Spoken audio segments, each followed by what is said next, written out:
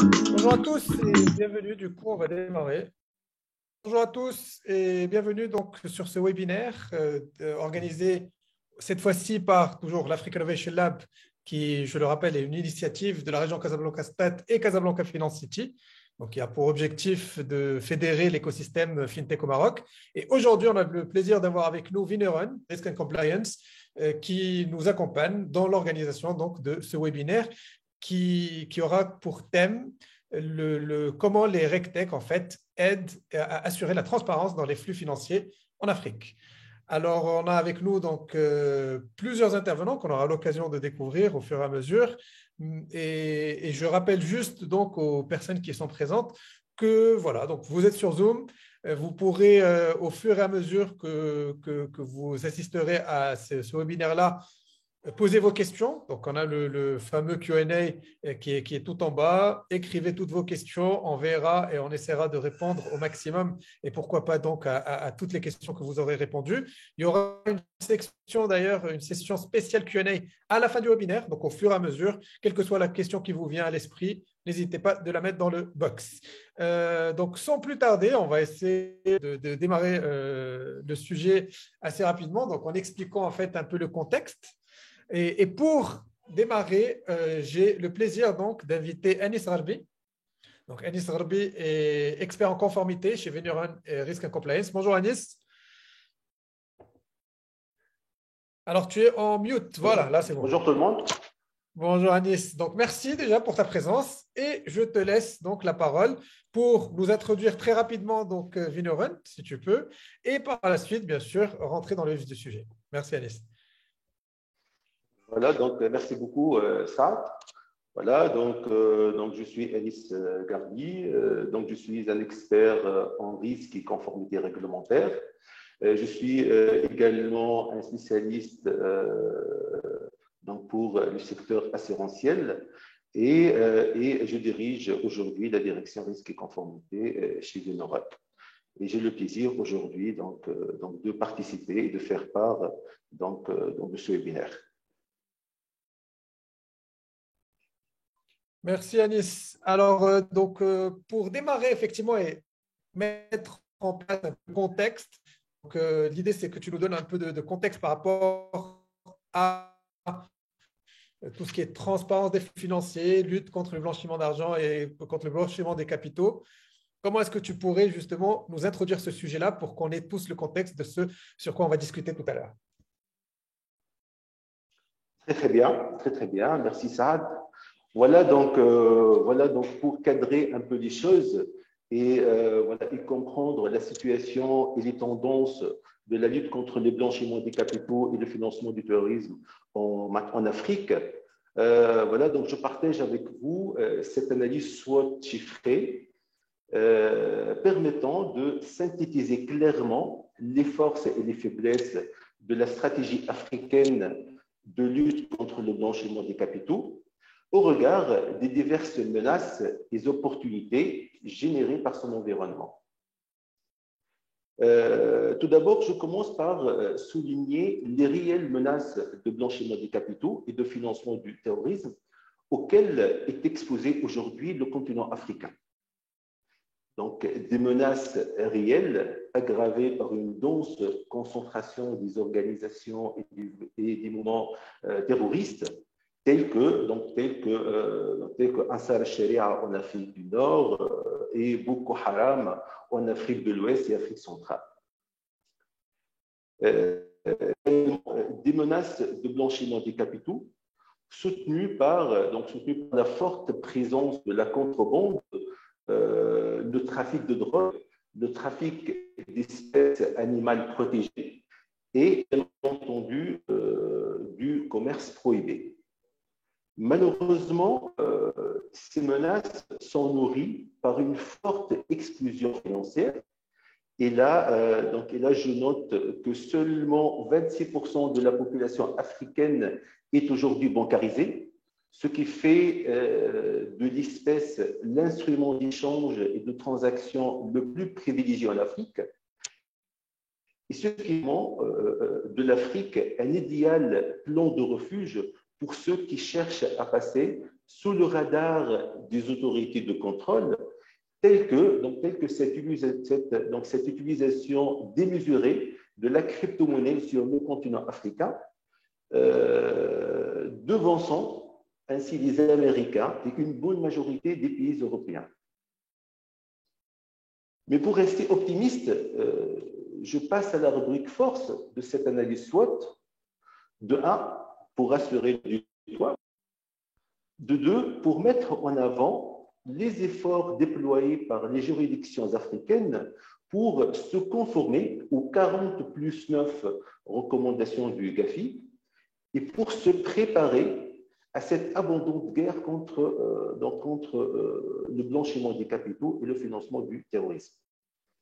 Et là, je ne fais que saluer cette grande majorité des États africains, plus précisément les 72% des États africains, qui ont réussi à établir le NRA ou le National Risk Assessment, ou l'analyse nationale des risques, et à prouver au monde leur bonne compréhension des risques de blanchiment des capitaux et de financement du terrorisme auxquels ils sont exposés, que ce soit à l'échelle nationale, à l'échelle sectorielle, ainsi que les efforts déployés pour recenser, analyser, chiffrer et évaluer ces risques-là et à prendre à leur rencontre un plan de mitigation approprié pour les amortir, les décliner et voire les neutraliser.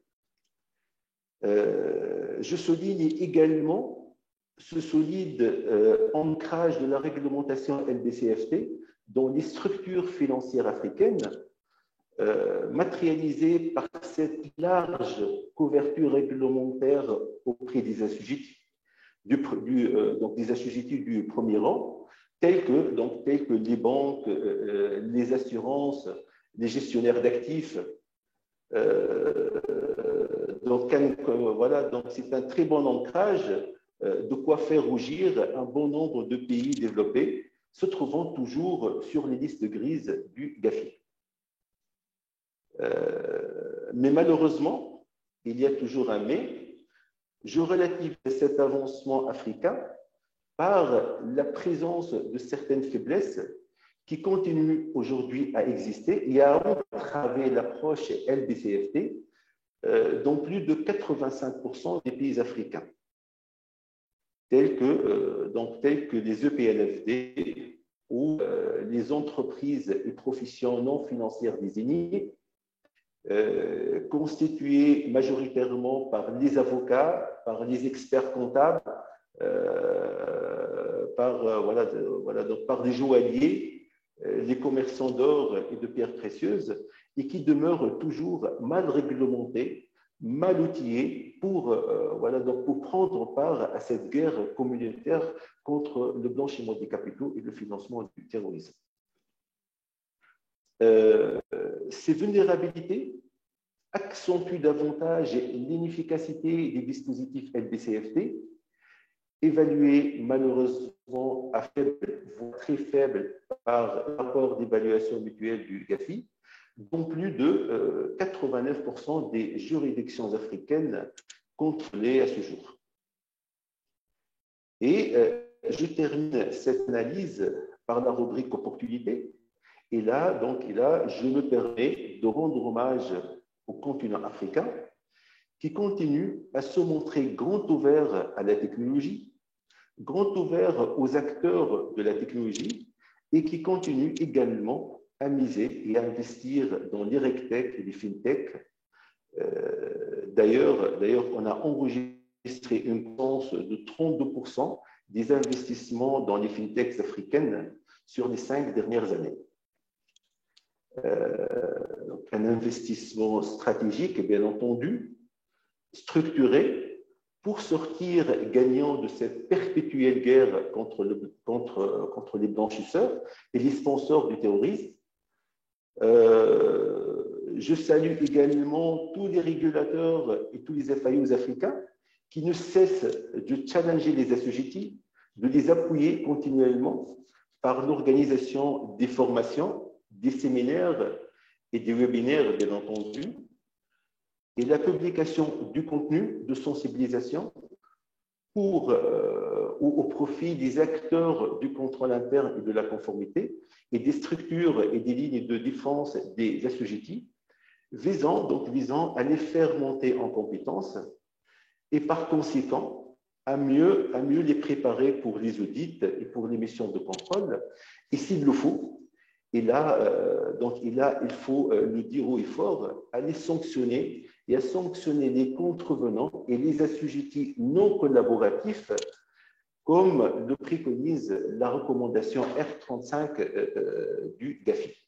Voilà aujourd'hui la situation ou une vue 160 sur les forces, les faiblesses et les menaces, les opportunités auxquelles le continent africain est aujourd'hui exposé.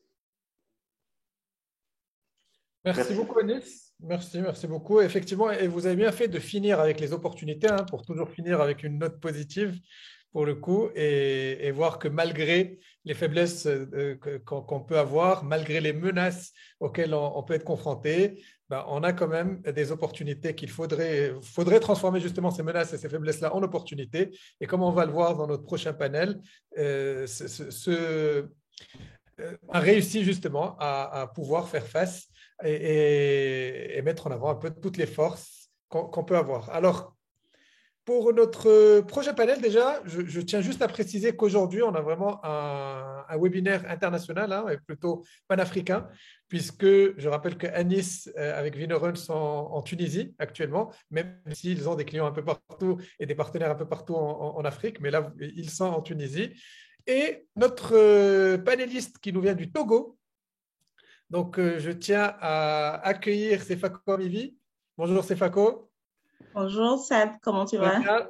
Ça va très bien. Alors, vous êtes chef de département de conformité à la Sunibank au Togo, c'est bien ça? Oui, c'est bien ça. Parfait.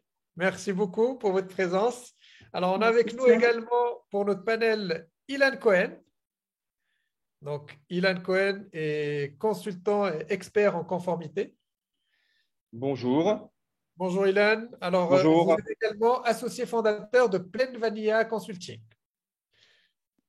Oui, c'est ça, effectivement. Vous intervenez dans plusieurs pays africains également sur le sujet de la conformité. Et actuellement, vous êtes en Côte d'Ivoire, il me semble, non? Non, au Burkina. Au Burkina Faso, pardon. Burkina Faso. Parfait. Ben, bienvenue. Et enfin, last but not least, donc on a avec nous Mahmoud Mhiri, expert en technologie et conformité chez Veneron Risk and Compliance. Bonjour Mahmoud. Bonjour. Et du coup, vous êtes en Tunisie, mais si je me rappelle bien, vous êtes présent dans plusieurs pays en Afrique, mais hors Afrique également ou pas? Effectivement, ouais, le groupe Veneron équipe effectivement quelques centaines d'institutions financières dans le monde, donc ils sont répartis sur une quarantaine de pays. Donc une grande partie sur le continent africain, mais aussi en Europe, au Moyen-Orient et très récemment aux États-Unis aussi, notamment à travers plusieurs fintech qui se développent et qui la conformité aujourd'hui devient un prérequis. Ben voilà, vous avez relevé le défi de l'opportunité. Effectivement, donc bravo à vous.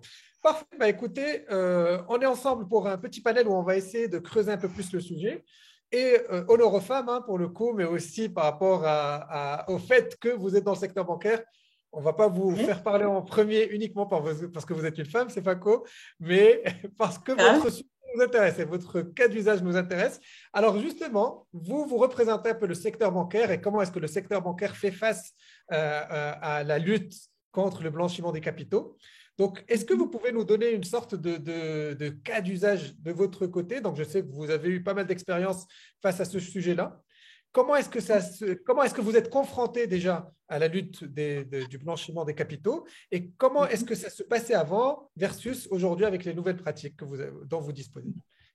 D'accord, merci Sad. Ok, comme l'a dit Anis dans sa présentation, actuellement, le régulateur ne dort pas. Donc, au cours de ces dernières décennies, disons que le phénomène du blanchiment des capitaux et du financement des terroristes a fait l'objet d'une forte mobilisation au sein de la communauté internationale. Donc, cette mobilisation résulte du fait qu'il y a une grande prise de conscience des menaces que ces fléaux engendrent. Du coup, l'ampleur des sanctions économiques à l'égard des pays, que ce soit des particuliers, des entreprises, a très fortement augmenté. Du coup, à cet effet, les banques se doivent de maintenir des processus, des contrôles adéquats pour s'assurer que les actionnaires, les administrateurs, les clients ne sont pas des personnes qui sont déjà sous sanction, et aussi s'assurer que nous ne traitons pas, en tant qu'institution financière, des transactions qui proviennent d'origine illicite et autres. Du coup, disons d'emblée que toutes les banques sont exposées au risque de blanchiment de capitaux. Il n'y a pas une seule banque qui est à l'abri de cela, parce que nous avons affaire à des milliers, des centaines de clientèles, et à notre insu, nous pouvons traiter d'opérations venant d'activités illégales et criminelles. Du coup, les conséquences de ces actes peuvent retomber et faire vraiment mal, porter atteinte à la notoriété des institutions financières. La commission bancaire ne lésine pas depuis quelques moments. Les tests se font de plus en plus importants. L'actionnage juridique ne fait que prendre du volume. Au même moment, les sanctions suivent. Comme l'a dit Anis, les sanctions suivent et nous sommes obligés de rentrer dans les pas faits. On n'a plus le droit à l'erreur. Dès que vous faites un faux pas, c'est les sanctions qui viennent et ce sont des sanctions de plusieurs millions. Et on n'a plus le luxe de se laisser aller. Donc, si je dois faire l'état de ce qui se faisait avant et ce qui se faisait maintenant, en termes de lutte contre le blanchiment de capitaux et autres, je peux aller sur quelques volets d'obligations. Je vais commencer par les ouvertures de compte, en fait, parce que je me dis, tout se passe à l'ouverture de compte. OK. Avant, quand un client vient dans une agence, le processus de KYC se passe normalement. On a des fiches pour collecter, en tout cas, depuis que le processus a commencé à se corser, on a des fiches pour recueillir les informations. Et ces informations sont recueillies, vérifiées, des fois pas, et mises dans les dossiers d'ouverture de compte qui sont classés dans des archives souvent pas à portée de main. Mais au cours de la relation, on a besoin de ces informations-là, en fait, pour comprendre le profil du client, comprendre ses activités et pouvoir suivre ça. Ce qui n'était pas le cas, ce qui n'était pas facile à faire il y a quelques années. Du coup, à l'ouverture de compte également, on devait faire le screening, c'est-à-dire le filtrage du client, comme je l'ai dit plus tôt, pour s'assurer que le client qu'on a en face de nous n'est pas une personne politiquement exposée, n'est pas une personne sous sanction.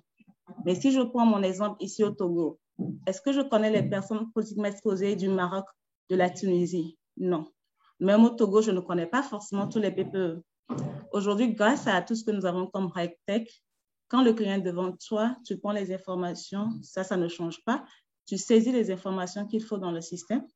Et là, en même temps, à cause des listes qui sont chargées dans les systèmes, nous avons des listes des Nations Unies, de l'Union européenne, de l'OFAC, HMT.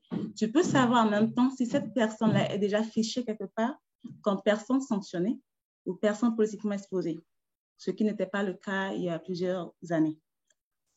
Donc déjà, sur ce volet de screening, le travail est nettement mieux. Le profilage se fait rapidement. Et lorsque les informations sont bien saisies, à la fin du processus, tu as le profilage de risque de ce client-là. Ce que tu ne pouvais pas forcément faire avant parce que nous faisons des formations aux agents de la clientèle, mais il faut reconnaître que c'est difficile pour un agent de la clientèle d'évaluer et d'estimer exactement le profil de risque d'un client à l'ouverture de compte. Donc, si je laisse déjà ce volet d'ouverture de compte et que je passe au suivi de la relation, comme je l'ai dit, par le passé, les informations étaient disponibles, mais dans les dossiers classés dans des archives. Donc, le client est là, je suis son gestionnaire, mais je ne sais pas forcément ce que mon client fait parce que dans mon portefeuille, j'ai beaucoup de clients. Et c'est quand le client va avoir besoin de quelque chose qu'on va dire, va chercher le dossier, on va commencer à regarder de gauche à droite. Le client travaille dans quoi, c'est quoi son activité, c'est quoi ses revenus, c'est quoi l'estimation de ci et de ça. Donc, c'était vraiment pas facile. Mais à ce jour, lorsque les informations sont bien renseignées dans le système, quand le gestionnaire même a besoin d'une information sur son client, qu'il ne connaît pas toujours parce que le portefeuille est énorme, il peut juste se connecter et voir le minimum d'informations qui a été recueillies en fait à l'ouverture de compte. Ces informations ne sont pas statiques, ça peut évoluer, mais au moins, il a déjà une base. Et quand l'agent de conformité en arrière aussi veut faire une revue sur ce client-là, il n'a pas besoin d'envoyer un mail, « Ah, j'ai besoin des informations KYC de tel client ». Il peut lui-même, depuis son bureau assis, consulter le KYC du client et voir ce qui se fait. Donc, en termes de suivi de la relation, toujours, si je prends le côté conformité, nous devons faire des suivis des transactions, notamment des transferts entrants et sortants. Et cela, ce n'était pas facile à faire avant parce qu'on ne peut pas imaginer tout ce que nous avons comme transferts qui entrent et qui sortent. Et demander aux collègues des opérations de faire passer tous les dossiers physiques pour regarder, c'est vraiment compliqué. Mais aujourd'hui, avec les outils, tu es là dans ton bureau, il y a un transfert qui a été généré depuis un service dans un autre bureau. Dès que cela répond à un certain nombre de critères, cela passe dans ta queue pour que toi, tu fasses des vérifications pour savoir s'il faut valider cette transaction ou pas. Donc, le travail s'est nettement amélioré. Et sur le plan de revue des transactions a posteriori, on a les transactions des clients. Il y a des menus, en fait, qui permettent de faire des revues à J+1, à J+2, selon des scénarios, en fait. Donc, quand tu as cette transaction dans ta queue, toi, compliance officer, tu n'as pas besoin forcément d'aller au gestionnaire pour avoir le BABA. Tu as déjà un minimum pour faire ta première analyse de la transaction. Et c'est quand tu n'es pas confortable que tu retournes au client. Tu ne commences pas from scratch, si on peut dire. Tu ne commences pas de zéro. Et là, quand tu n'es pas satisfait, tu peux aller vers le gestionnaire pour demander, ah voilà, si j'ai ça, tel client, j'aimerais comprendre un peu l'objet de cette transaction spécifique. Je sais qu'il est déjà dans ça, mais là, j'ai besoin d'informations sur cette transaction. C'est mieux déjà que de dire au gestionnaire, ah, j'ai ton client qui a fait ci, ton client dans quoi, envoie-moi la fiche KYC. Et là encore, on retourne chercher le dossier en archive, on scanne et on te l'envoie comme ça, sans commentaire souvent, parce que c'est vraiment plaisant pour les gestionnaires de courir derrière le business et de répondre à ces genres de requêtes-là. Donc, il faut qu'on soit honnête les uns envers les autres. Donc, il y a ce volet aussi qui a été allégé avec les processus. Et quand le travail est bien fait en back-office au niveau de la conformité, toi, compliance officer, tu peux aussi orienter le client. Ah, j'ai remarqué que ton client, il opère plus dans ça, dans ça. Est-ce que tu ne pourrais pas l'orienter vers ça? Est-ce que tu ne pourrais pas lui recommander tel ou tel produit? Donc, en fait, ton travail permet de faire de la vente croisée, si je peux dire. Donc, voilà un peu ce que je peux dire sur le avant et le après, sur ces deux volets d'ouverture de compte et de suivi de la relation clientèle à ce moment. Merci beaucoup, Sefako. Et du coup, juste pour bien rappeler les choses, on est d'accord que l'outil technologique est là comme assistant de l'humain. Il n'est pas là pour remplacer l'humain ou quoi que ce soit. Il y a toujours une analyse humaine qui est faite, n'est-ce pas? Bien sûr, bien sûr. L'outil ne vient pas pour mettre les humains au chômage. Hein? Non, non, non. Ça vient pour alléger le travail, pour faciliter le travail. Si quelqu'un se dit qu'il va acheter une solution et peut rester les bras croisés, il vient au bureau et à la fin du mois, il prend son salaire, ah là, c'est faux. L'outil ne remplace pas l'humain. Non, non, c'est très clair. Bah, écoutez, merci beaucoup pour ce partage-là. Et j'aurai l'occasion de revenir vers vous, effectivement, tout à l'heure. Alors là, je vais passer à Ilan. Donc, Ilan Cohen. Oui, vous m'entendez bien? Oui, très, très bien. Merci beaucoup. Alors, vous avez une expérience dans plusieurs pays en Afrique, si j'ai bien compris. Vous avez eu l'occasion, donc, de venir, d'assister les entreprises, notamment les établissements financiers, dans leur démarche en compliance. Est-ce que vous pouvez déjà nous parler un peu de votre rôle par rapport à cela? Et dans un autre sens, vu votre expérience justement, quelles sont vos observations un peu de ce marché-là, de ce marché africain, peut-être des différences de maturité selon les pays? Qu'est-ce que vous avez remarqué? Et quels sont selon vous les besoins en LBC que vous avez remarqués? OK. Alors moi, mon rôle, c'est effectivement de… Excusez-moi, il y a du monde dans la salle. Donc oui, bonjour à tous, donc du Burkina, avec dans une banque qui sont très très heureux de vous suivre là. Il y a un écran juste qui projette vos visages, hein, donc attention, hein, faites pas de bêtises. Voilà. Donc moi, mon rôle, il est assez simple, hein, que ce soit pour mon activité de consulting ou que ce soit pour des bailleurs de fonds, comme la Banque mondiale. Je viens aider un certain nombre d'institutions financières à mettre en place leur dispositif de lutte contre le blanchiment de capitaux, financement et terrorisme. Et donc, cela nécessite de mettre en place tous les composants d'un dispositif… Ah, ça ne marche pas, excusez-moi. Alors, c'est pas grave. Vous m'entendez comme ça, sans le micro? On vous entend très, très bien. Ça marche. Donc, je vais parler un peu fort pour la salle, hein, d'accord? Donc, qu'est-ce que je fais quand je viens dans ces pays-là, dans ces banques-là? Donc, ce qu'ils attendent de moi, bien sûr, c'est les benchmarks que j'ai acquis en Europe, hein, que ce soit en France, à Londres ou même aux États-Unis. Ça, c'est ce qu'ils attendent de moi et je mets en place des dispositifs complets de lutte contre le blanchiment de capitaux et le financement du terrorisme, donc que ce soit la stratégie, l'approche par les risques, la gouvernance, l'organisation, tous les processus de prévention, KYC, KYT, screening, ou tous les dispositifs de répression, le gel des avoirs ou le blocage des comptes, et aussi, bien évidemment, les systèmes d'information qui supportent ce dispositif. Donc ça, c'est mon rôle quand je viens, et voilà, et ce rôle-là, il est dans le cadre d'une compétence de consulting, mais aussi ce qu'attendent les banques en Afrique, c'est les benchmarks qu'il y a ailleurs. Ça, c'est le premier point. Sur la maturité, avant de répondre à cette question, je voudrais évoquer 2 points qui sont importants. On a sans doute là une réglementation qui est la plus universelle qu'il soit. Pourquoi elle est la plus universelle? Parce que on a le GAFI.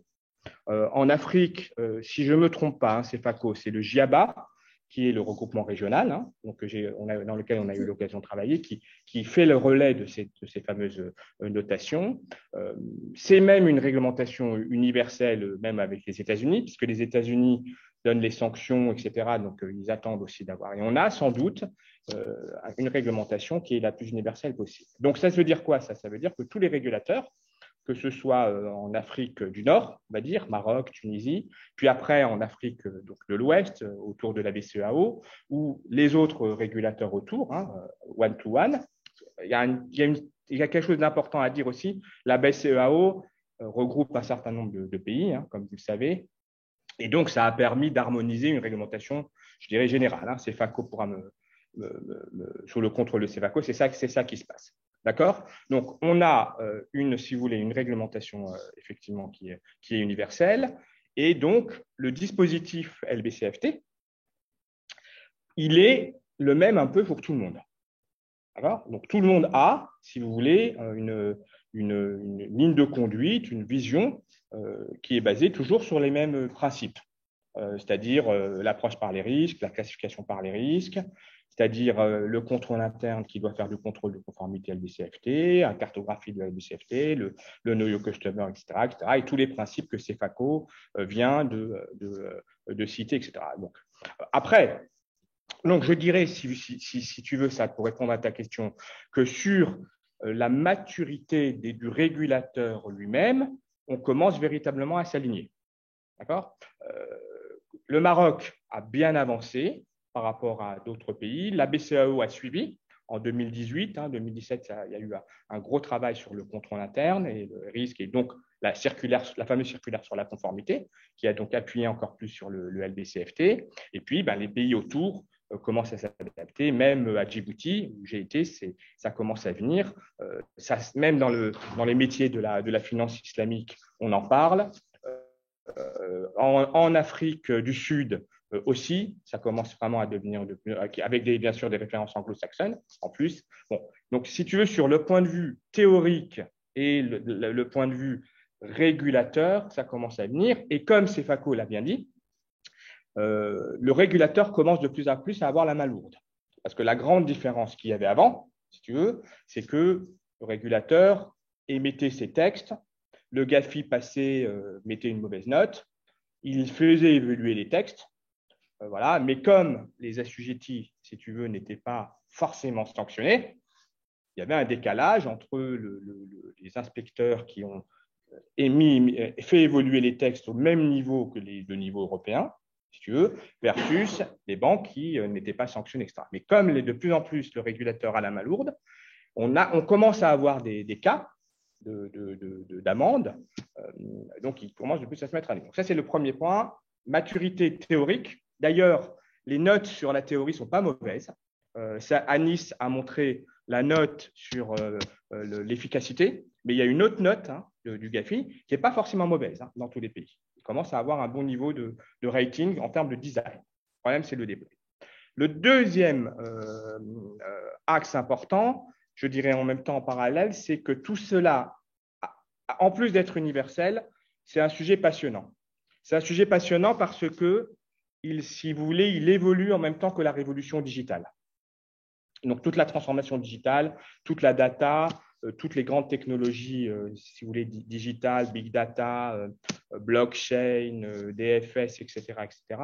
Et donc, ça devient un sujet passionnant dans ce cadre-là. On ne l'avait pas avant dans les banques en Europe. Il n'y avait pas de révolution digitale dans les banques en Europe. Là, l'Afrique commence depuis 5 ans à évoluer avec cette révolution digitale qui, comme vous le savez, en Afrique, est un saut de puce, hein, puisqu'ils ont tout de suite été sur le mobile ou sur des projets de ce style-là, sur l'importance de la data. Et donc là, c'est vraiment un sujet passionnant par rapport à ça.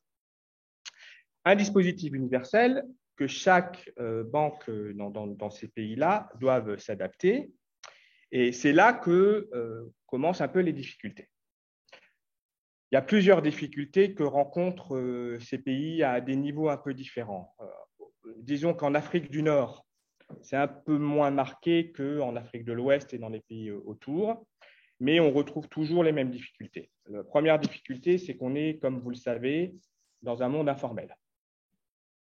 On est dans de l'économie informelle, avec du cash, avec un taux de bancarisation qui est faible, avec une difficulté de coordination entre les différents acteurs. Et c'est très difficile d'adapter ce dispositif universel à un environnement qui n'est pas l'environnement anglo-saxon ou français. Personne n'est bancarisé.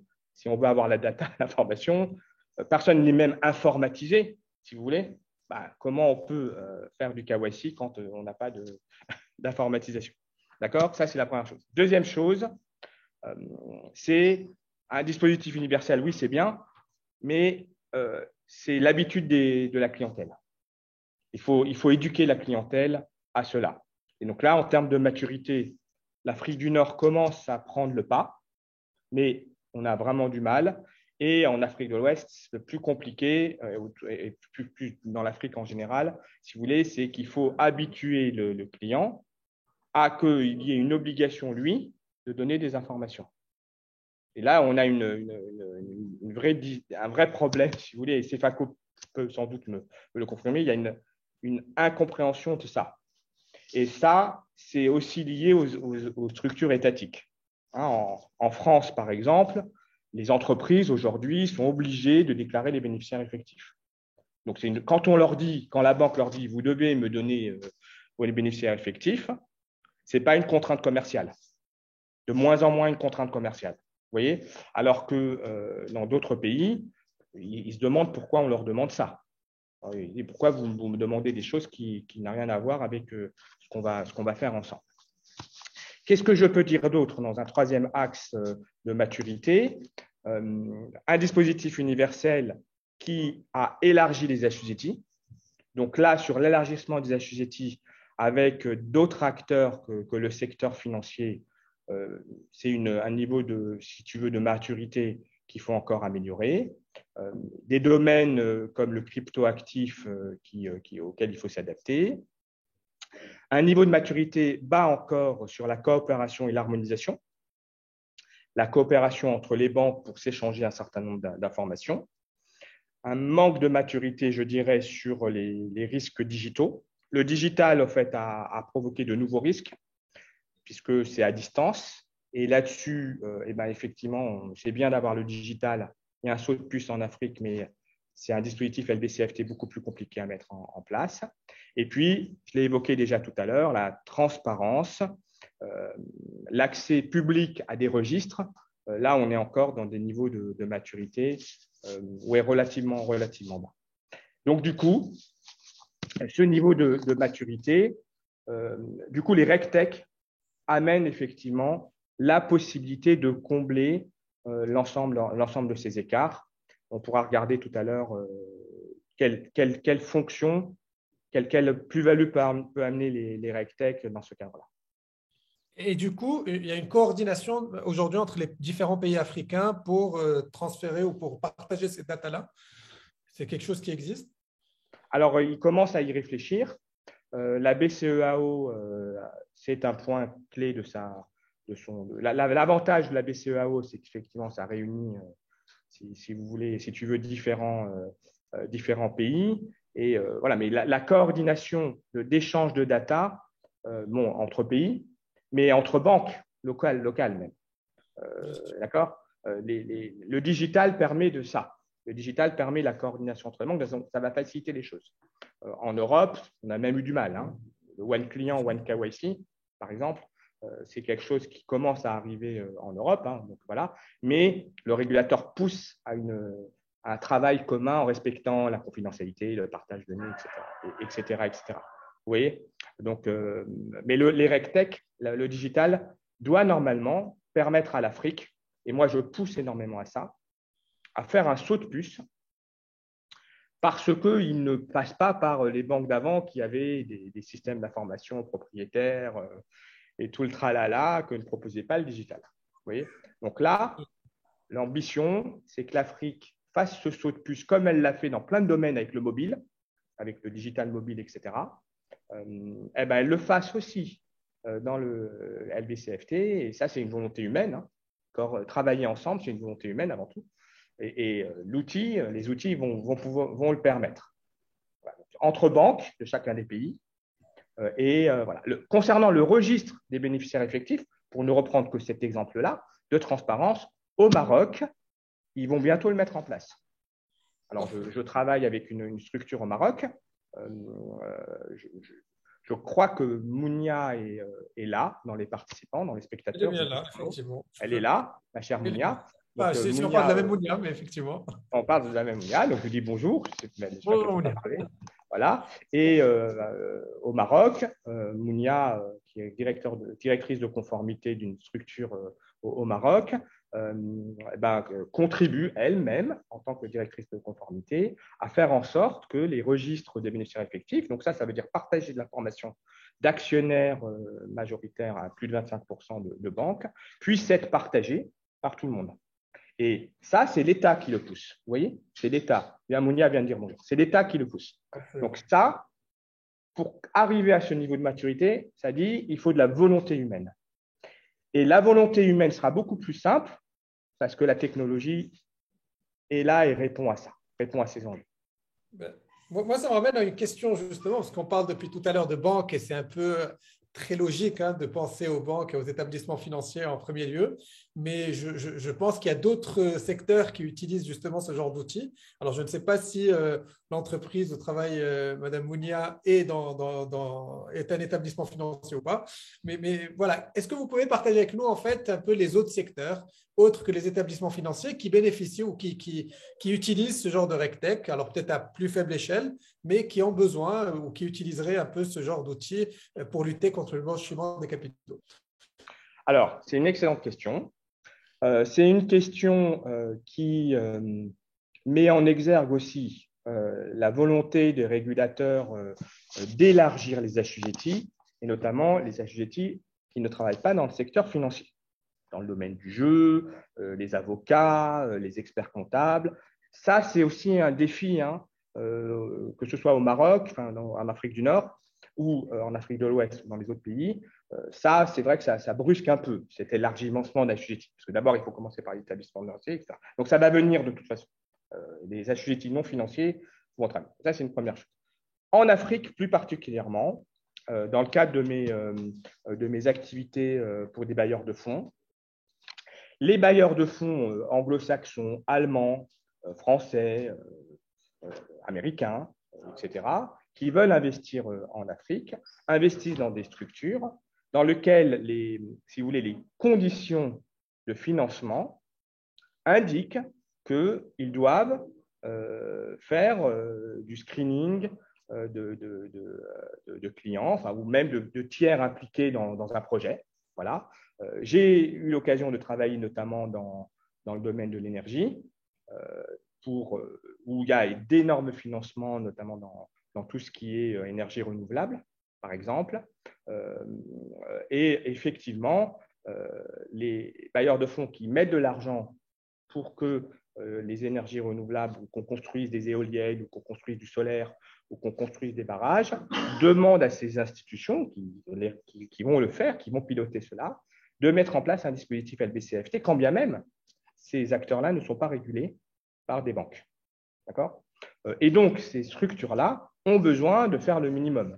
Un KYC minimum, un KYP, Know Your Provider, un screening, Alors, ils ne font pas forcément du monitoring de scénarios, etc., etc. Voilà. Et eux, d'ailleurs, leur besoin, c'est de disposer de quick solutions, clés en main, en réalité, pour pouvoir répondre à ces enjeux-là. Donc voilà, ça c'est un exemple. Globalement, les bailleurs de fonds, dans les termes de référence, dans les agreements, si vous voulez, les contrats qu'ils ont avec ces différents acteurs, regardez d'ailleurs dans les sites où il y a les politiques, LBCFT, sécurité financière, ils demandent aux associés de respecter leur politique. Et dans leur politique, il y a un screening et tout ce que Cefaco a très bien expliqué tout à l'heure. Merci beaucoup, Ilan. C'est très, très clair. On va continuer un peu sur cette bonne lancée avec Mahmoud. Justement, alors Mahmoud, donc vous êtes chez Vineron, donc vous êtes celui, on va dire, qui permet justement de faire en sorte que tout cela soit possible. Donc vous êtes éditeur de logiciels en compliance, mais vous n'êtes pas que cela. Donc moi, ma première question, c'est qu'est-ce qui vous a amené? Donc Anis nous a parlé d'opportunités tout à l'heure. Est-ce que c'est cette opportunité qui va vous avoir amené vers ce secteur-là? Comment est-ce que vous vous êtes dit à un moment donné que non seulement il faut adresser cela, mais comme vous allez nous l'expliquer, carrément créer une entité, une business unit que pour la compliance et pour gérer le risque? Merci beaucoup, Saad, pour la question. Effectivement, c'est toujours passionnant de retracer un peu l'expérience de Veneron sur ce volet-là, mais aussi de partager le panel avec des personnes brillantes comme Cefaco et Ilan, et aussi avec donc les participants. Je salue aussi à mon tour Madame Mounia et pas mal d'autres personnes avec qui nos chemins se sont croisés par le passé. Effectivement, donc le groupe Veneron, il existe depuis une quinzaine d'années à peu près, et qui y avait donc au lancement une vocation essentielle dans la digitalisation, donc au niveau des processus et donc de la relation donc avec la clientèle, mais aussi de l'automatisation donc de l'exécution donc des processus en interne. Et là, on équipe pas mal d'institutions financières pour automatiser, donc gérer des portails de self-care ou encore des processus donc internes comme l'instruction de dossiers de crédit ou encore les instructions donc de traitement de sinistres, etc. Chez les compagnies d'assurance. Et il y a eu une demande qui provenait de cette clientèle-là pour nous dire vous gérez très bien donc l'automatisation de process, mais aujourd'hui on a des difficultés avec les outils que nous utilisons en matière de compliance. Alors donc là, donc ça date d'une dizaine d'années à peu près. Donc on a commencé à explorer le sujet, on a mené nos études et on a compris qu'effectivement il y a la problématique où les technologies existantes à l'époque comprenaient deux grandes limitations majeures. Et c'est pas la cause des technologies elles-mêmes, mais un peu de l'évolution de la chose. Aujourd'hui, comme Ilan vient de le préciser tout à l'heure, on a un certain alignement en termes de réglementation. Et on a aussi une sorte de cohérence globale qu'on vient d'avoir. Mais ce n'était pas toujours le cas. Donc, au bout des 20 dernières années, les obligations en matière de compliance venaient donc par petits bouts. Et donc, du coup, les éditeurs de technologie n'étaient pas dans une logique d'optimisation de process ou de faciliter la tâche, comment on va faire nos contrôles d'une manière optimale ou d'une manière fluide, mais il était toujours derrière la course de répondre aux exigences réglementaires. Et donc là, dans les années entre 2005 et 2010, là, on va trouver des systèmes dont les plus performants couvrait l'ensemble des exigences réglementaires que Cefaco a bien fait de résumer, hein, donc tout ce qui est donc filtrage, calcul de risque, tout ce qui est donc analyse des transactions que ce soit en temps réel a priori ou a posteriori, etc. Donc on avait un focus énorme sur cette partie-là, mais c'était des systèmes qui étaient très très pauvres en travail collaboratif et qui étaient aussi très très pauvres en matière d'intégration avec le SI. Donc du coup, donc là on était dans la situation que Cefaco disait tout à l'heure, donc on était obligé de s'échanger des emails pour avoir des compléments d'information, on était dans de la double saisie dans les systèmes, dans les core banking ou dans les core assurances vers le système de conformité, etc.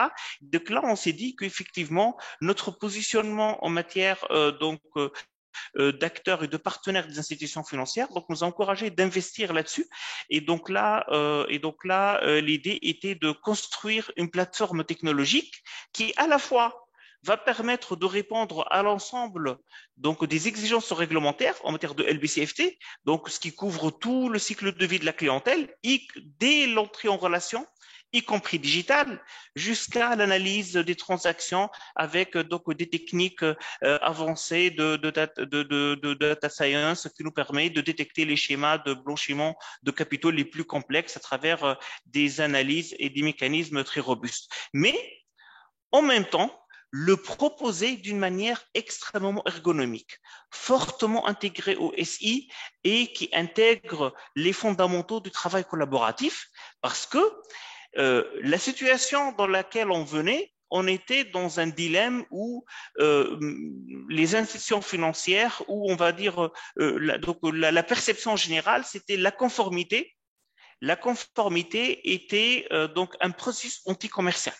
Et donc là, d'où vient effectivement la passion qu'a cité Ilan, c'est pour dire que non, finalement, en faisant bien les choses, en mettant en place un dispositif bien ficelé, bien huilé, qui colle parfaitement au cycle de vie de la clientèle, avec des technologies ergonomiques qui s'intègrent parfaitement avec le SI, on peut être complètement conforme sans avoir forcément à sacrifier la relation client ou à laisser les clients attendre des décisions très longues ou jusqu'à ce que le dossier physique soit acheminé ou l'email soit répondu. Donc, tout va être géré d'une manière complètement digitale sans perdre ou sans rompre la chaîne de traçabilité, parce que demain aussi, et comme l'a précisé Sifako tout à l'heure, enfin, elle a été assez, on va dire,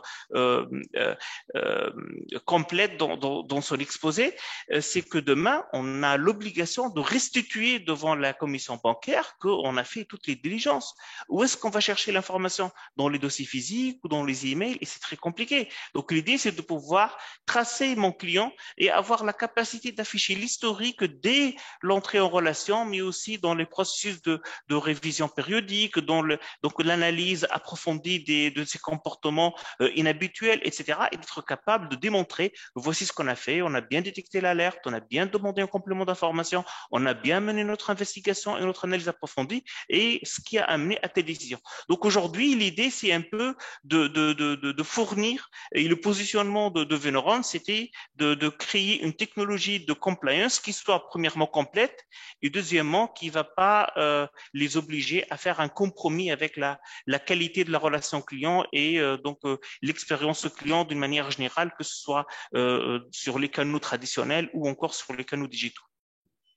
Merci beaucoup, Mahmoud. Je vais profiter justement de votre présence.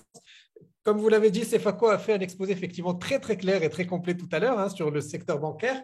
Est-ce que vous pouvez partager avec nous peut-être un use case différent d'un client ou autre et pour compléter un peu ce qu'a dit justement Ilan par rapport aux autres secteurs qui utiliseraient ce type d'outils? J'ai cru comprendre que même des sites d'e-commerce utilisaient tout ce qui est LBC. Qu'est-ce que vous pouvez nous dire à ce sujet-là? Alors, il y a effectivement beaucoup de choses qu'on peut partager et là-dessus. Alors, effectivement, aujourd'hui, le positionnement du GAFI, d'une manière générale, ou des régulateurs, elle est très claire. On a une base large d'assujettis qui s'étend au-delà des institutions financières. Donc, déjà, on parle pas que de banques, mais on parle aussi d'assurance, de réassurance, de sociétés de leasing, d'intermédiaires en bourse, de sociétés de gestion, etc. Donc, toutes les institutions financières, elles sont aujourd'hui assujetties, donc par la force de la loi, à se doter de dispositifs complets en termes de LBCFT. Et la raison, elle est très simple. Si on va bien verrouiller les banques, c'est clair que les personnes mal intentionnées, elles vont s'orienter vers les autres secteurs d'activité, d'où l'idée de faire un maillage complet et de protéger l'ensemble des vecteurs sur lesquels on pourrait effectuer du blanchiment des capitaux. Donc, et là, ça va même au-delà, donc à travers les UPNFD, donc c'est les assujettis qui ne sont pas donc des métiers financiers, mais comme vous venez de le dire, d'une manière générale, on peut avoir des initiatives beaucoup plus larges dans pas mal de pays, notamment en France, où on a des lois qui vont amener n'importe quelle institution n'importe quelle entreprise qui est amenée à effectuer donc des opérations de filtrage, notamment sur l'ensemble donc des tiers avec qui elle gère, notamment les fournisseurs, notamment les clients, les salariés, etc. Les sites e-commerce, pareil, parce que ça peut être donc des vitrines pour des opérations de blanchiment, parce qu'on n'a pas forcément donc un KYC très fort, et donc ça peut aller effectivement très très loin. Aujourd'hui, on parle même de faire du screening avant d'acheter des billets d'avion, ou encore du screening d'une manière générale, même au niveau bancaire. On a pas mal de perspectives, notamment sur le TBML, pour le Trade Based Money Laundering, où là, il y a de très, très belles perspectives. Et les outils aujourd'hui ne sont pas forcément très, très développés et orientés à cela. Donc, l'idée, c'est qu'à chaque fois, on va sécuriser un périmètre. Bah là, les régulateurs et les cellules de renseignement financier dans le monde vont voir là où les flux vont se positionner pour proposer et mettre à jour leur dispositif. Et pour citer donc se limiter à un exemple, je pense que le use case donc du travail collaboratif, Cefaco l'a déjà présenté, hein, donc comment on va automatiser la relation entre différents départements, ou même au sein de l'équipe de la conformité, etc. Et donc là, c'est un use case extrêmement important. Et là, je peux citer aussi un deuxième use case de nos technologies, c'est qu'aujourd'hui, on équipe un groupe bancaire panafricain qui utilisait déjà un dispositif technologique, hein, donc une solution de marché, mais il a été épinglé par la commission bancaire parce qu'ils ont détecté que le processus mis en place, il ne couvrait pas donc les produits de paiement mobile et les produits monétiques. Et là, ça se comprend parce que les solutions legacy donc du marché, elles se greffent naturellement vers le core banking. Mais aujourd'hui, l'Afrique a été précurseur dans pas mal de domaines, notamment le paiement mobile. On a déjà parlé de cela dans le webinaire. Et là, c'est des problématiques purement africaine, et donc une solution qui va pas avoir la capacité de gérer des flux de transactions provenant de plusieurs SI, elle va être forcément heurtée à cette limite-là. Et donc là, la valeur ajoutée donc qu'a apporté Veneron à travers ces technologies pour ce groupe bancaire, c'est effectivement de remplacer le dispositif en place pour couvrir tout ce qui existait déjà, mais aussi de pouvoir intégrer dans l'analyse des transactions donc tout ce qui est filtrage, mais aussi détection des opérations douteuses inhabituelles dans une vue holistique, avec les paiements mobiles à travers une plateforme tierce, et une deuxième plateforme tierce qui est pour la gestion de la monétique. Donc du coup, dans notre fiche client, on va avoir une vue globale sur notre client, y compris son notation KYC, son notation risque, mais aussi l'ensemble de ces opérations et ces opérations douteuses, peu importe le système où elle est passée. Donc là, c'est un point extrêmement important aujourd'hui, de pouvoir intégrer dans le dispositif l'ensemble de nos produits financiers, même innovants. Voilà, merci beaucoup Mahmoud. Alors, j'ai quelques questions, hein, et du coup, je vais enchaîner avec de l'audience. Concrètement, donc, vous avez parlé du fait que vous êtes présent. Alors, c'est une question pour vous et Anis éventuellement. Vous êtes présent un peu partout dans le monde, hein, j'ai envie de dire, maintenant même aux États-Unis. Est-ce que vous avez remarqué des différences dans le déploiement de ces solutions-là en Afrique versus Europe, États-Unis, Moyen-Orient? Oui, effectivement. Alors, il y a deux grandes tendances. Sur le continent africain. Sur le continent africain, on est majoritairement dans la mise en place de nouveaux dispositifs. C'est-à-dire qu'on est face à des institutions qui historiquement étaient soit pas équipées, ou équipées par des petites briques qui couvrent les risques les plus élevés, mais n'avaient pas un dispositif intégré. Donc on est vraiment on appelle ça du greenfield, hein. Donc on va déployer un système là où il n'y a pas de prédécesseurs. Sur les autres marchés, que ce soit en Europe ou Moyen-Orient, on est plus sur du remplacement. on est plus sur de l'optimisation. Et là, on va vraiment prendre donc vraiment les limites des produits en matière de technologie, d'automatisation, en matière de gestion, par exemple, des fournisseurs d'actifs virtuels, par exemple, ou encore pousser à sa limite la partie travail collaboratif, ou encore gérer des portails en matière de self-onboarding, des portails éphémères pour le self-onboarding. Donc là, c'est la plus grande, on va dire, différence qu'on rencontre aujourd'hui d'une manière macro. Alors, aux États-Unis, on est plus positionné sur des secteurs plus fintech. Donc, des néobanques ou des fintechs qui vont se positionner donc sur les services financiers, mais qui ont besoin d'être complètement conforme avec la réglementation LBCFT. Et donc là, c'est vraiment très important et on voit l'impact et de la dynamique et on voit aussi donc la croissance que est en train de faire ce segment-là. Donc les fintechs qui se créent donc dans des marchés matures mais qui permettent aussi de créer les ponts avec d'autres régions du monde comme le continent africain pour les flux de la diaspora africaine, par exemple aux États-Unis. C'est aussi un autre segment important sur lequel on opère. Et là, effectivement, la bonne nouvelle pour nos partenaires effectivement sur le continent africain, c'est qu'ils n'ont pas besoin de passer par les différentes générations de systèmes. Donc, ils vont bénéficier par ce levier-là, donc le leapfrog qui leur permet d'avoir les dernières technologies en matière de LBCFT, mais particulièrement, j'apprécie particulièrement donc les appellations donc d'automatisation de dispositifs parce que c'est ce qui va apporter le plus de valeur ajoutée aux institutions financières. Mais quand vous intervenez… Oui, bien sûr, allez-y, Ilan.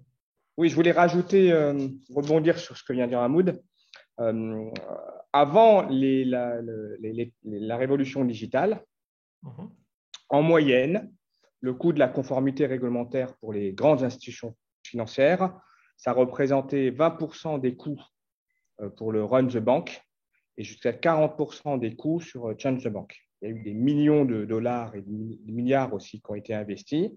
Et les nouvelles technologies, les RegTech, ce qu'on appelle les RegTech, qui sont donc les porte-paroles de l'innovation digitale, un nouveau écosystème s'est créé avec ces acteurs-là. C'est l'axe réglementaire des fintech.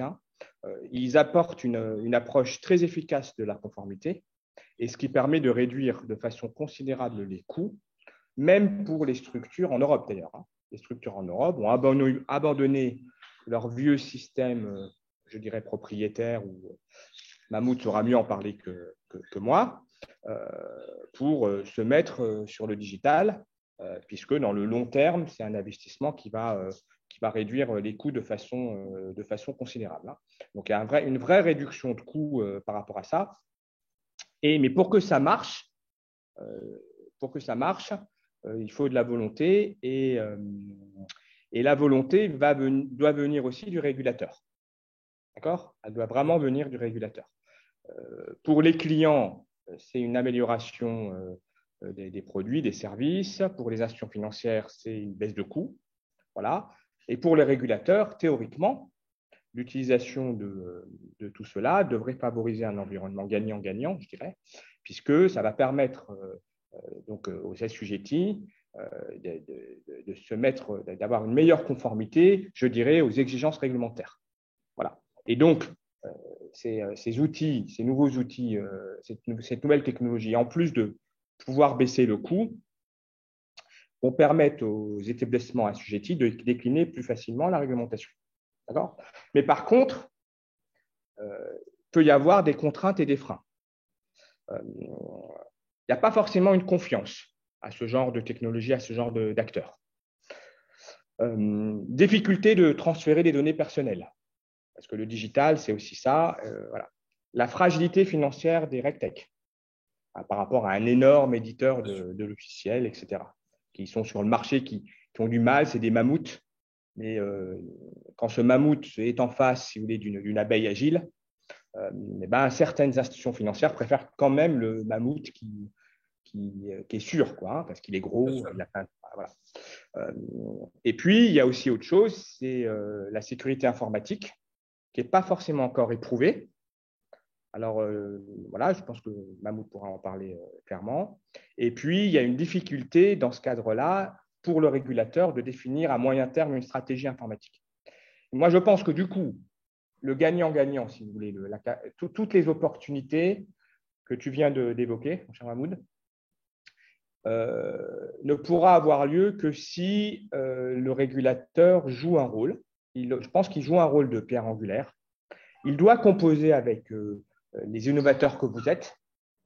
Je sais que vous avez beaucoup de relations avec la Banque centrale tunisienne, d'autres régulateurs comme ça, vous travaillez même pour eux. Il faut que le régulateur soit force de proposition pour permettre au RegTech d'être là. Et il y a des idées, des idées de labellisation, créer une relation forte avec ces RegTech qui représentent l'innovation digitale, des aspects de coordination, de planification, et voire même une réglementation dédiée au RegTech. En Europe, par exemple, on réfléchit à ça, à donner un cadre, si vous voulez, avec des ateliers de travail sur la signature électronique, des ateliers de travail sur l'identité numérique, notamment, ou des sujets de ce type-là, si vous voulez. Pour éviter l'identité numérique, c'est génial, hein, ça évite de donner des documents, de déposer des documents. Hein, c'est l'information avec une blockchain est partagée par tous, sécurisée, etc., etc. Et donc là, le régulateur est un peu dépassé aussi, et il doit jouer un rôle lui-même de travail, de comprendre ces technologies digitales et de favoriser en réalité, si vous voulez, leur utilisation. Et cela amènera les institutions financières traditionnelles, les banques, qui vont pousser aussi tous les autres acteurs, les assurances, comme Mahmoud l'a très bien dit, les assurances et puis les autres assujettis, à aller vers ce genre de technologies qui sont innovants, où on a des jeunes qui sont là, qui n'ont pas forcément de cravate, comme j'ai là, qui sont dans un environnement à la Google, entre guillemets, etc. Voilà. On a des acteurs comme ça, et puis on a une DSI d'une banque ou des structures, si vous voulez, un peu poussiéreuses qui apportent, si vous voulez, une sorte de confiance, si vous voulez, sur le marché. Et cette confiance-là, elle n'est pas encore totalement affirmée. Mahmoud pourra peut-être me dire son point de vue là-dessus, et Sefako aussi d'ailleurs, n'est pas encore totalement éprouvé dans ce marché-là, si vous voulez. Et je pense que le régulateur doit aussi jouer doit aussi rentrer dans le terrain de l'innovation. C'est un vrai enjeu, ça. Voilà. Non, c'est clair. Alors, il nous reste moins de 5 minutes. Le sujet intéressant, on déborde toujours. Je te laisse la parole avant de passer à Sefako. Très, très rapidement, vas-y. Je t'en prie. Très rapidement. Donc juste ça. D'accord. Oui. Allez-y, Mahmoud. Alors, merci Enis, merci Saad. C'est extrêmement intéressant ce que tu viens de dire, Ilan. Effectivement, c'est extrêmement important aujourd'hui. Alors notre position, enfin la position du groupe Veneron, elle est très claire sur ce volet-là. Donc nous, on n'est ni dans le conformisme ni dans le militantisme en matière de règles. Donc on pense que on va pas avoir la confiance d'un groupe bancaire ou d'un groupe assurantiel, rien que par le fait qu'il y a des encouragements dans un pays ou parce qu'un régulateur va dire à ces institutions-là, faites confiance au RegTech. Donc nous, on n'est pas du tout dans ce positionnement-là et on n'attend pas ce genre de crédit. Donc notre positionnement, il est plus orienté sur le marché. Aujourd'hui, on comprend qu'effectivement, que l'institution financière, c'est vrai qu'elle a un positionnement, un positionnement sur le marché. Donc, elle a des besoins réglementaires. Et donc, du coup, elle va avoir, comme un bon acheteur et un bon gestionnaire, ils vont essayer de prendre la meilleure alternative qu'il soit sur le marché au meilleur coût. Et donc, on pense que notre rôle aujourd'hui, c'est d'être capable d'apporter cette réponse-là aux institutions financières en répondant à certains critères extrêmement importants, notamment la sécurité, donc, ou encore la pérennité de l'institution. Donc ça, c'est des choses qui ne sont pas négociables. C'est pas parce que c'est une rectée qu'on fasse ou c'est parce qu'un acteur innovant qu'on va être un peu tolérant sur la fiabilité des système ou sur la sécurité de nos données quand ils vont être gérés par ce système-là. Donc effectivement, nous on est dans un positionnement clair et on pense que et on confirme que les institutions financières doivent être extrêmement exigeantes en matière donc de pérennité de l'acteur en face, doivent être extrêmement exigeantes en matière de la sécurité et être extrêmement donc exigeantes en matière de couverture réglementaire et de robustesse de la plateforme. Donc on est plus dans ce mode-là et on est vraiment donc dans un positionnement donc de leadership et on pense que il faut pas jouer sur une fibre, on va dire, de jeunesse ou une fibre d'innovation tout en compromettant le reste des aspects que nous pensons extrêmement importants que les institutions financières ne vont pas pouvoir accepter. Même la fintech la plus innovante, quand elle va s'équiper, elle sait qu'elle va mettre un système pas pour elle-même, elle va le mettre pour le régulateur et pour ses partenaires, pour les mastodontes de paiement, pour le régulateur, etc. Et donc, ils veulent avoir un nom, un label de confiance. Et donc, on pense que notre challenge, c'est d'avoir ce label de confiance. Et sans forcément devenir un mammouth, mais être un acteur solide, global, présent et qui peut s'affirmer à travers ses avantages à lui. Anis, tu voulais rajouter quelque chose par rapport à ça? Exactement. Donc, j'ai voulu rebondir sur ce qui a été dit par Ilan et par Mahmoud. Voilà, donc aujourd'hui, la position du GAFI face au FinTech, face au RegTech, face à l'utilisation des nouvelles technologies dans la conformité réglementaire, dans la lutte contre le blanchiment d'argent. Donc, c'est une position mitigée. Pourquoi une position mitigée? Parce que d'un côté, le GAFI aujourd'hui appelle à faire usage des nouvelles technologies donc dans les processus de lutte contre le blanchiment d'argent, dans le screening, dans l'onboarding en ligne, pour minimiser et pour mieux maîtriser les coûts relatifs à la conformité. Et d'un autre côté, donc, le GAFI, aujourd'hui, il a publié, il a réservé donc, toute une recommandation, qui est la recommandation 15, et qui vise à considérer l'utilisation des nouvelles technologies comme étant un vecteur de risque de blanchiment des capitaux et de prendre les mesures renforcées quant à l'utilisation et l'exploitation des nouvelles technologies. Donc aujourd'hui, donc tout assujetti, lorsqu'il veut se lancer dans l'utilisation et dans l'exploitation des nouvelles technologies pour améliorer son dispositif LBCFT, donc elle est entre le marteau et l'enclume, entre le marteau du GAFI, aujourd'hui, qui considère l'utilisation des nouvelles technologies comme étant un vecteur de risque et contre le coût de la conformité et les exigences clients ainsi que les modalités et les exigences commerciales et cette pression exercée par les acteurs des directions commerciales qui visent aujourd'hui à minimiser le temps d'onboarding, le temps de la distribution, pour rester concurrentiel et pour garantir une meilleure expérience client. Voilà. C'est vrai que Anis, tu as donné le mot, tu as parlé d'expérience client. Le digital était souvent considéré comme le levier de l'expérience client avec le e-commerce, etc., etc. Mais peut-être que j'ai le sujet qui peut réconcilier tout le monde, régulateur, acteur, etc., c'est la data. Je pense qu'on n'a pas assez parlé dans cette conférence, on n'avait pas le temps de la data, mais tout l'enjeu au-delà d'ailleurs de la réglementation, c'est de faire de la data et finalement ne plus parler de KYC, de KYP, de KYY, Know Your Customer, Know Your Provider, Know Your Intermediary, mais parler du Know Your Data.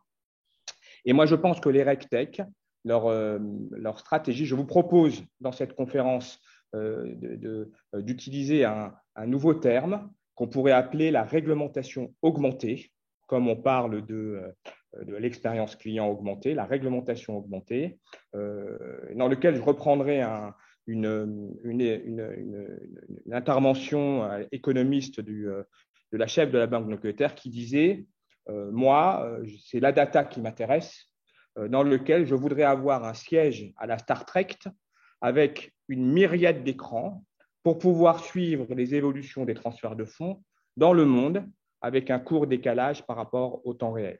Suivre en temps réel les transactions, traiter une masse de données, doter les inspecteurs, que ce soit du régulateur ou les conformitologues, de suivre, grâce aux solutions digitales, les datas et l'ensemble des transactions et des formations, et pouvoir utiliser à terme l'intelligence artificielle.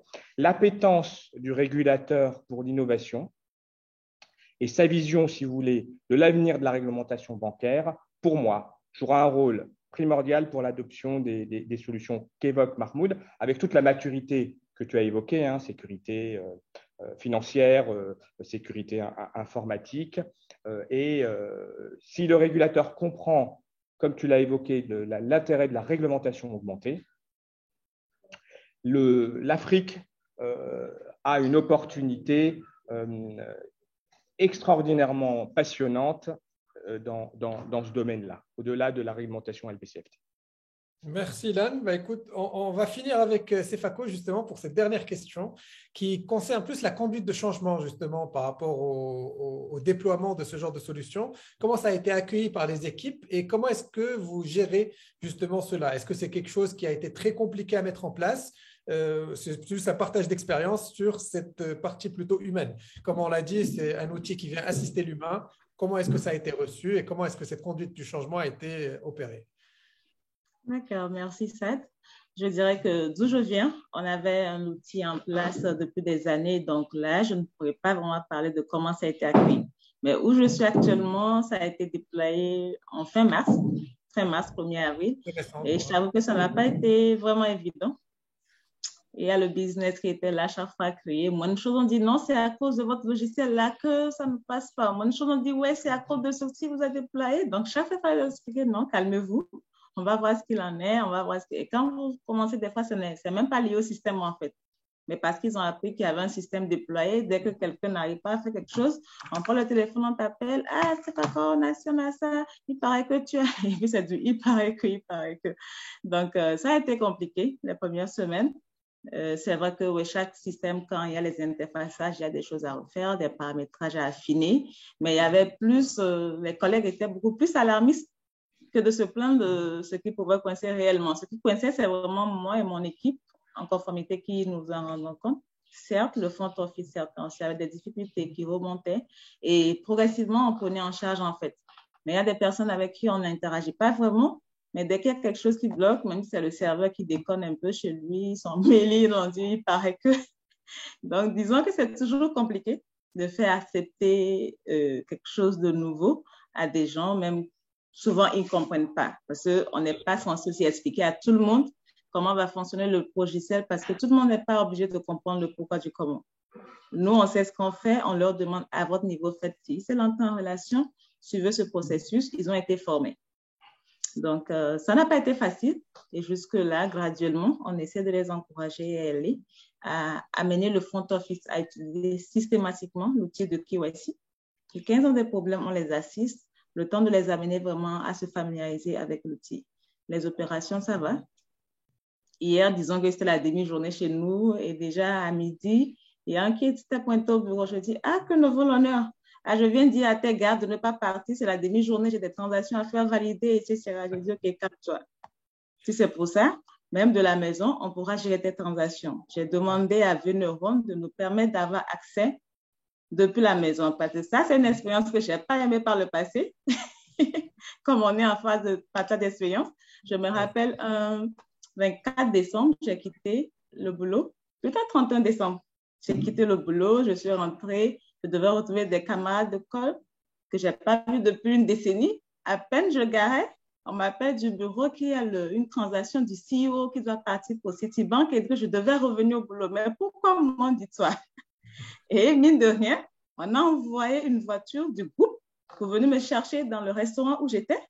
On m'a ramené au boulot pour libérer cette transaction. C'était juste une transaction. Et un paiement d'assurance. Le jour-là, j'étais genre, ah, seriously? Vous pouvez? Et je me suis dit, ouais, si je dois avoir un système… C'était à l'entrée, au plat de résistance ou au dessert? Ça, c'est là que je n'ai rien fait imaginer, Ilan. Je venais à peine d'arriver. Ma bouteille, je l'ai ouverte. Déjà, le coup de fil m'a coupé l'appétit. Donc, j'ai même pas… Ouais, c'était chaud. C'était chaud. Ah, je vois, donc, je me dis non. Incroyable cette histoire. Ouais, je me dis tant que possible, je ne veux pas avoir un outil qui m'oblige à quitter ma famille. Ils m'ont ramené le jour-là, je ne sais pas, 1h du matin à la maison. Et je dis, mais attendez, quoi, vous n'êtes pas sérieux? Non, non, non. Et puis, je n'ai pas quitté le boulot tôt, juste pour éviter ces gens de désagréments. Et ouais, c'était chaud.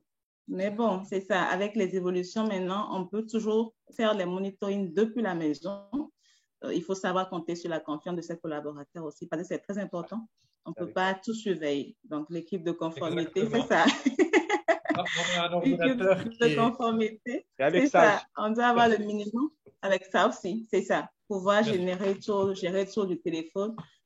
Donc, c'est ça. Donc, je dirais graduellement, on amène les collègues, les collaborateurs à comprendre le bien fondé du système, à comprendre que ce n'est pas pour bloquer leur business, ce n'est pas pour faire attendre les clients beaucoup plus à la caisse, ce n'est pas pour faire traîner beaucoup plus le client à l'ouverture de compte, mais c'est pour faciliter la tâche. On est d'accord que les débuts sont toujours difficiles, compliqués, parce qu'on ne maîtrise pas.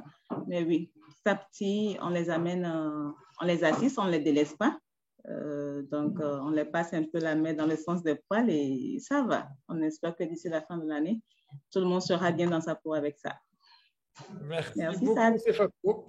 Ça sera le mot de la fin. On a bien débordé, mais je tiens à remercier tous les participants. Il n'y a personne qui nous a quittés pour le coup, malgré le débordement. Il y a une question à Mahmoud en un mot, parce qu'on aura l'occasion de refaire un webinaire avec Vinoran, parce qu'il y a d'autres sujets, effectivement. Non, si ce n'est pas avec les mêmes panélistes, je ne refais pas ça. Voilà, ça sera la même équipe.